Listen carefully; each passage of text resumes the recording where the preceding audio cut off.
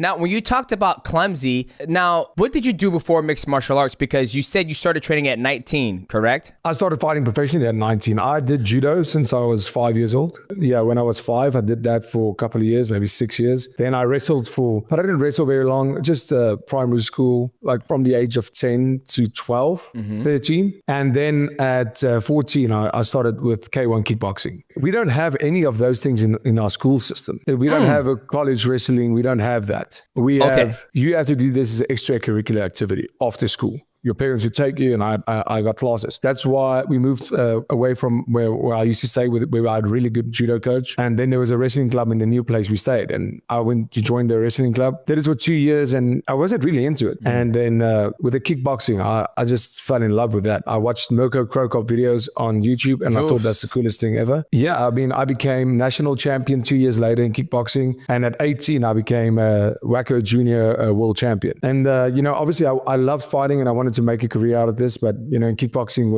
there's no way to earn a living, not from South Africa. And then the local scene was booming in the EFC here in South Africa with MMA. Yeah, at 19 I started fighting professional MMA, and that's how it all started. The complete game of mixed martial arts. And that was the same coach I have today. The first time I started training there, I was 18 years old. I had to travel to get to CIT with Coach Monet, which is my coach to this day. And that's like you said, the first person to show me, after you do this is how you set up a takedown. This is how you do this. Because I could wrestle, and I could do judo, and I could land takedowns, and I could strike, and I knew how to do a choke. I knew all these things, but I didn't know how to put it together. First thing I did was hit the guy with a double leg, sat on top of him, and started pounding, ground and pound. That's how I won the fight. And so that was just because of the passion. I always had MMA as the end destination, because that to me is the ultimate fight sport.